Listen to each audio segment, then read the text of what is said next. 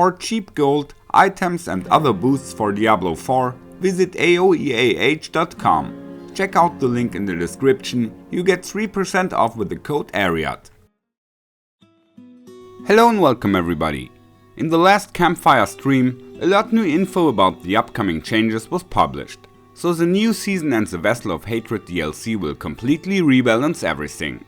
In this video, you will get all changes in a compact overview. Let's go! The expansion will add 6 new areas, containing different jungle themes, but also rocky wastelands and canyons. The player will be able to engage mercenaries like you know from Diablo 2 and 3, and they will have a skill tree to apply individual settings. There will be a new differentiation in the difficulties, 4 standard difficulties and 4 torment tiers. You will unlock new torment tiers by completing the pits on a corresponding level. The pit becomes available at level 60 and they reduce the maximum level to 100. The leveling and monster scaling will apply much better to the character, and especially between level 50 and 60, the player will constantly improve by finding new items, because of the item power jumps at that level. So the item system also gets a fundamental rework. First, all items you owe right now in Seasonal or Eternal Realm will be reduced to item power 540. So that will be a massive nerf for Eternal players and make them refarm everything. Sacred items won't drop anymore, and the normal items have up to 750 item power.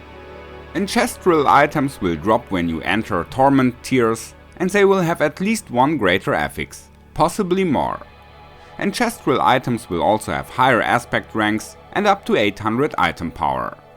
Normal items can get 1 additional affix by tampering and 4 masterwork ranks. Ancestral items 2 affixes and 12 ranks like before. There are also interesting news for the tampering system.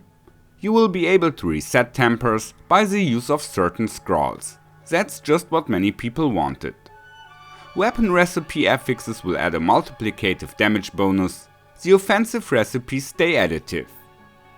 Affixes that increase duration or size of any effect will be within the utility recipes. They will also add 2 brand new affixes. Chance to deal double damage will just work like Deadly Strike in Diablo 2, and another affix adds the chance to hit twice when attacking. In the Paragon system, there will be significant changes too. Right now, many builds just add as many boards as possible to put many glyphs, but that won't work anymore in the future. The amount of maximum boards gets limited to 5, and so also the amount of glyphs. You can only add 4 further boards to the starting board, but you will get a maximum of 300 Paragon points, so the building concept will completely change. The glyphs become much more powerful. Their maximum level will raise from 21 to 100, and when reaching level 46, it will get a second radius increase and also a multiplicative bonus. You won't level your glyphs in the nightmare dungeons anymore. This will happen in the pits. But they will also apply some changes to the boss fights and remove unfair one-hit mechanics. The boss monster's life points will scale to the normal monster life, so if you are able to kill all the monsters in a dungeon, you should also be able to manage the boss fight at the end. Further, each class will get new skills and passive nodes in the skill tree, new unique items and aspects, and also a new Paragon board. The ultimate skills will have ranks from 1 to 5 like the other ones, lower cooldowns and more damage. For using the ultimate skills, you actually have to put points there, and you can only choose one ultimate skill at the same time. Let's look at the different classes. The Barbarian gets a throwing attack, which he can improve to stun enemies or generate barrier, but it's a cooldown skill. The new legendary Paragon node empowers Earthquake builds, and there is a new key passive for builds using thorns. The new unique item is the Helm of the Ugly Bastard, which converts damage to fire damage while berserking, adding a nice damage bonus. The Druid gets a new channeling skill.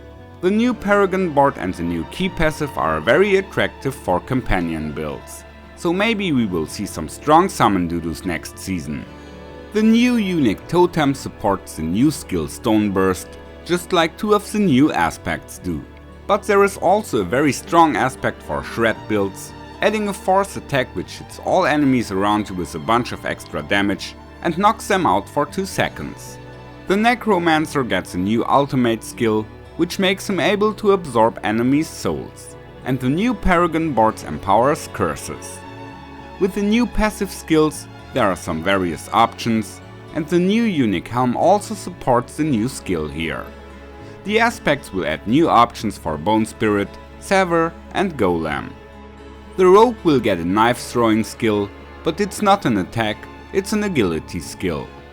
The new legendary Paragon node adds 50% damage after each agility or subterfuge skill, the other passives are kinda various.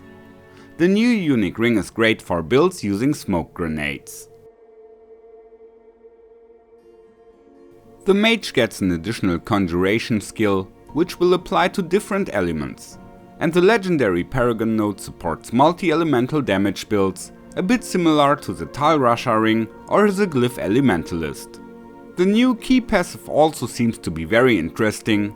Collect 100 stacks to become enlightened, what adds extra damage, attack speed and mana generation. You will lose 5 stacks per second, but I guess you will be able to recharge simultaneously. Also noticeable, the skill tree will have a passive skill that adds cooldown reduction. The new unique gloves synergize with the new skill, so after lightning spear builds, we can maybe see further strong conjuration builds next season. 2 new mystical items will also find their way into the game. The Shroud of False Death will make any build be able to gain stealth, and the new helmet adds ranks to core skills and a tasty damage bonus. The new season will finally add runes to the game, but only if you own Vessel of Hatred. There will be no certain rune words, built by putting different runes in a certain order. The system is completely different to Diablo 2. There will be 2 types of runes.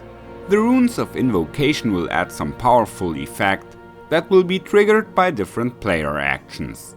And the rune of ritual says what actions are required to trigger the effect. It's like an if-then instruction. So building rune words is simple. Just combine 2 runes of the different types. Obviously, rune words will always consist of 2 runes and can be put into chests, pants and 2-handed weapons. The runes will be tradable and you collect them in an extra tab in your inventory.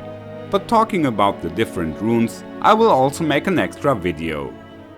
Finally, there are great news for all players that are going to play on the PTR that starts today. This time we should be able to directly start testing, without the need of farming anything. All uniques and aspects will be available, all runes and recipes, full Paragon points and all glyphs at maximum level, and also unlimited gold and resources.